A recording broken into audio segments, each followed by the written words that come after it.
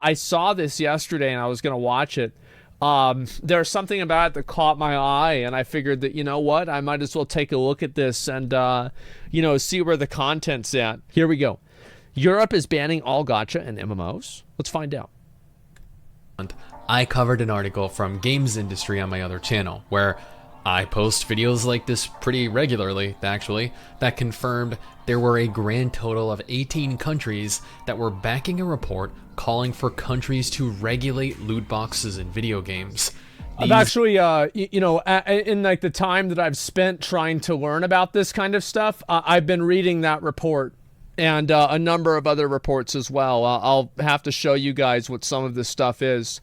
According to that one, here's some numbers for you guys. 23% of kids in Scotland ages 11 to 16 gambled on loot boxes.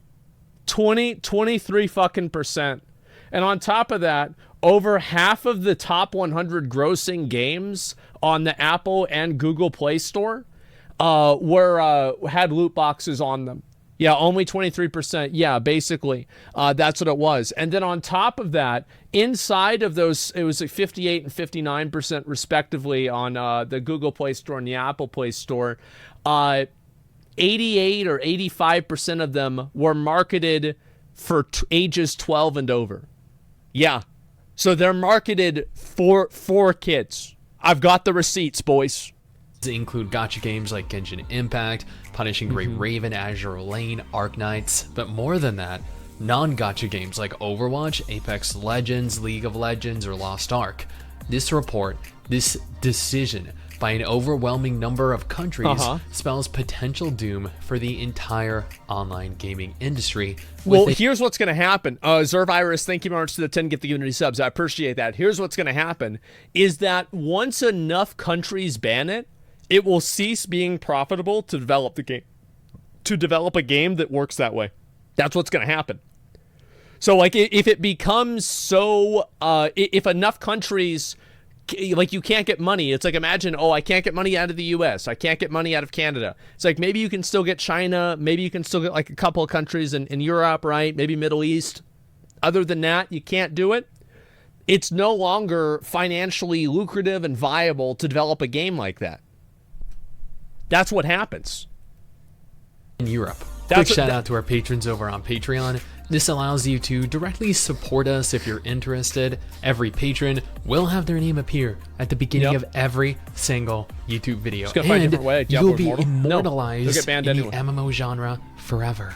Now, according to Games Industry, 18 different countries have backed a report calling for loot box regulations, dubbing the practice of gacha games exploitative and offering ideas on how they can improve in-game transactions. Yeah. And you know what?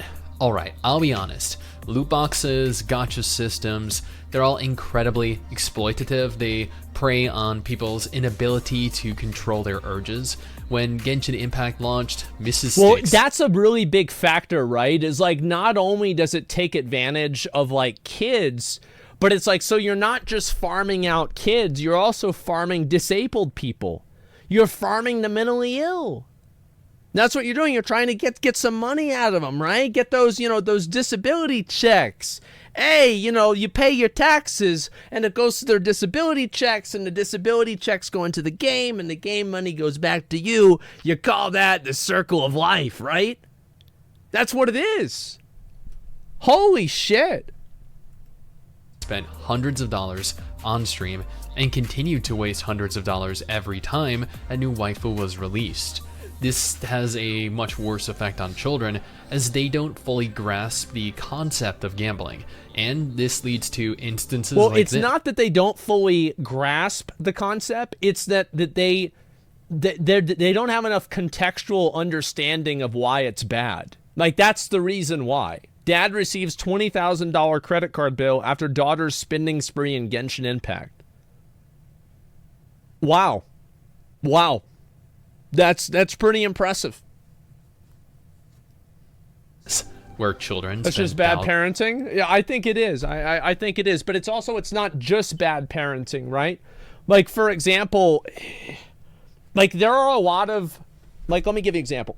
So let's say if they made a law where any time that like somebody spent a lot of money on these games, they could have it all refunded from the company. Like the company legally was required to refund them the money. I think that would be a good thing. I do. Like if let's say you spend over like $300 or $500 and you file a thing that says like, hey, I didn't mean to spend this money. It was, my kid or something like that. And then the company legally had to give you the money back. I would consider this to be a positive. Yeah, I would consider this to just be like a 100% positive. And what's this here? The money was refunded to the father? Good. That's what should happen every time. How do you prove it? I don't care if you have to prove it or not. Yeah, I don't really care. I think that whenever you run, like, I don't care if people exploit the game companies, because the games companies exploit the people. You see what I'm saying? I don't care. Tens of thousands of dollars without even realizing it's a problem. The Norwegian Consumer Council has released a new report on the ongoing impact of loot boxes in the games industry, backed by 20 consumer groups in 18 European countries. It's a lot of people. The report gives an outline of the history of monetization in games and how practices around loot boxes and in-game currency have evolved to exploit consumers. Yeah. It highlights deceptive design in games, tricks that exploit cognitive or behavioral biases to incentivize spending. Loot boxes are also frequently marketed aggressively by advertising the possible rewards, which is also considered deceptive by the report, which is unfortunately very true. Every time you log into a gacha game, you're bombarded with endless banners showcasing all of the incredible looking waifu and husbando bait. Did you know that for the next 4 hours only, you can get these XP items, these gems, 800% value currency at a 60% discount? 800%. But you have to act fast, because after the 4 hours are up, it's gone. The deal will disappear forever. And it works. Typically, it does. If I were to go about purchasing... The thing is, like, the reason why they use these sales techniques is because they work.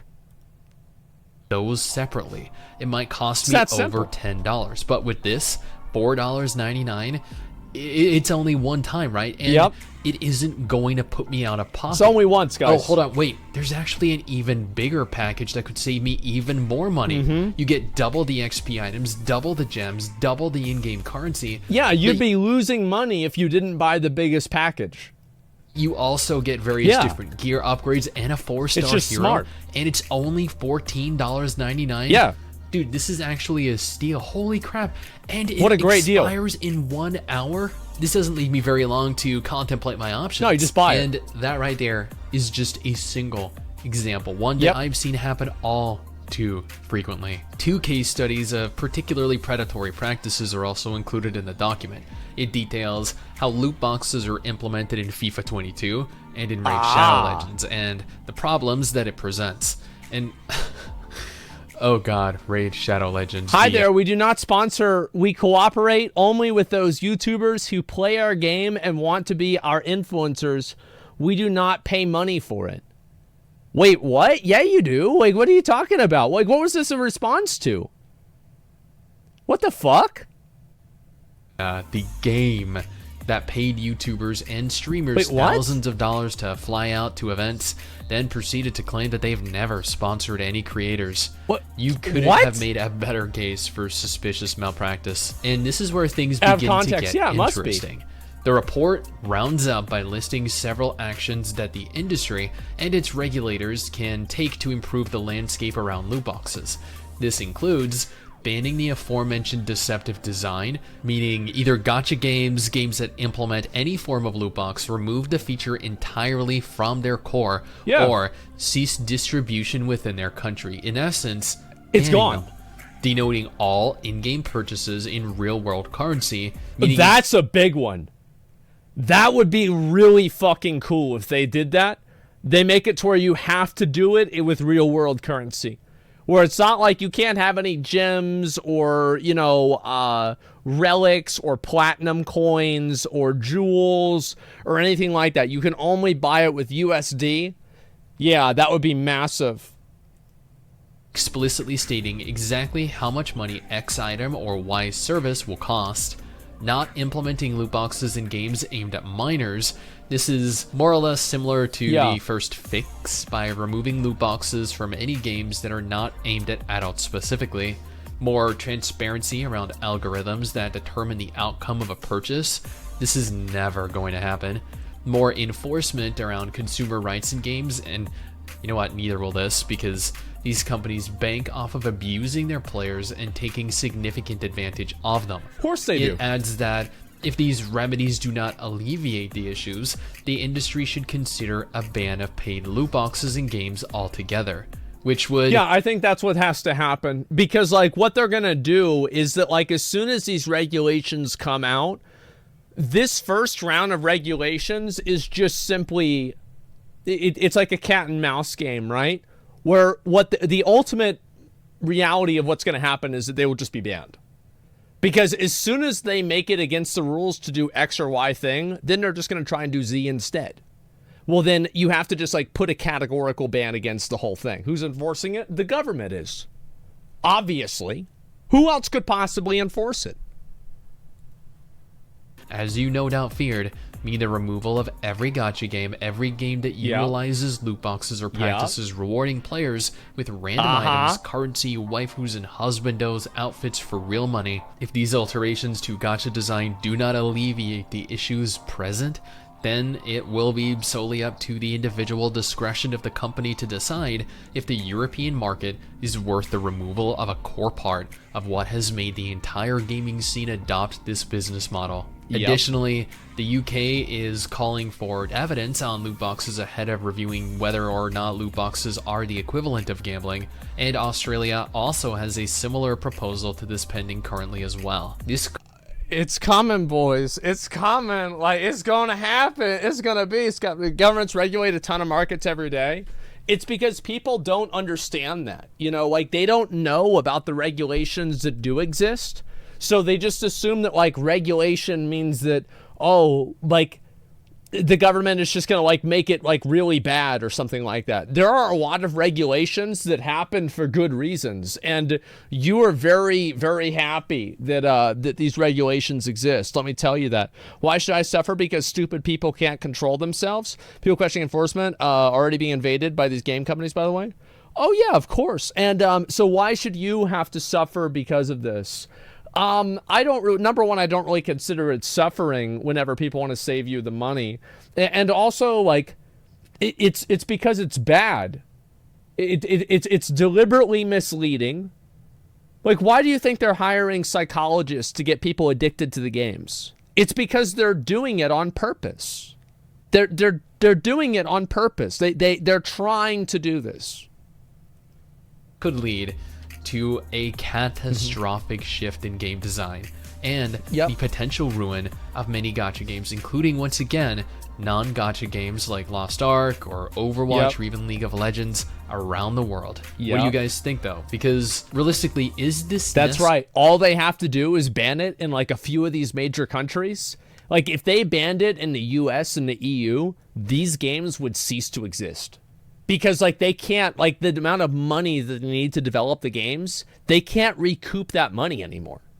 Because there are so few places that they can monetize. Yeah, there's a critical mass for this. Wrong. China's big. Oh, no, games like this will still exist. But they won't be made in the US. Yeah, of course games will always exist. Negative thing. And that's also assuming China won't get rid of it, too. Because as soon as one country does it, a lot of times other countries do it too. They say, hey, look, these guys are doing it. Maybe we should do the same thing. There's no certainty that China's going to let people continue doing that too. And loot boxes have become so prevalent in this day and age that I feel as though some regulation is necessary at this juncture before things spiral severely out of control. That looks really cool. We've all seen the various malpractices that, Cooney Crossworlds has been engaged in and bore witness to the horrendous state of Diablo Immortal. Heck, I knew people in Perfect World and Tales of Pirates over 14 years ago that spent tens of thousands of dollars on RNG packs to get the best gear obtainable in-game. And while I feel pretty strongly about monetization and business models in video games, I feel the same about play to earn, blockchain, and NFTs as well. We're letting all these predatory monetization models just decimate the gaming scene, and it's gotten pretty disgusting. Well, it's because people are too stupid to realize it. That's why. Is that like these things, and it's not that they're stupid, it's that they don't really, they're not spending all day doing this. Like, they're not thinking about this all the time. They just use their phone and play video games sometimes. And also, it's like a kid. I mean, fuck, it's like an 11-year-old kid. Wow, you're able to finesse some 11-year-old kid out of his allowance. Great job, man. You know, what a fucking, you know, mental accomplishment that is. If more countries do impose restrictions on practices like this, though, we might finally see a positive shift in the industry. But maybe that's just me. Again, yeah, what do you guys think? I think that'll think? happen. I do. I do think it'll happen. It's just bad parenting. So, give me 1 second. I covered it. Oh shit, the Diablo Immortal Indefinite. It's too long of a video. I'm not going to watch that one right now. What about IRL loot boxes? They're basically loot boxes. Yeah, I think you could say that IRL, like, card packs are to some degree gambling too. But card packs, you can buy the cards individually, and also you own the card packs as an absolute, and it's also a physical product. So, I mean, all three of those things are different, and you can probably make arguments for other things that are different as well. So I don't think it's really fair to compare a card pack to a loot box, although they are, you're right, fundamentally also a gamble. Yeah, that's the way I think. Yeah, you technically own it. That's what it is. Kinder eggs or loot boxes? Sure. And so anyway, I agree with this, and I'm glad to see this. In my opinion, I think that there will be a point, a critical mass, where enough people are against the gambling stuff, and it ends up just tanking the entire idea. I'm excited for that to happen. Cards are tradable and increase in value as well. Yeah, exactly. Nope, a value of a product depends on your own wants, so no more collecting things at all. Guns, bank, money itself. That's not how it works. I understand that you're trying to draw this illogical comparison, but I don't really, as I said, these silly logical extremes, these things don't work on me. Yeah, they don't work. Like, you're not gonna like trick me into this or whatever.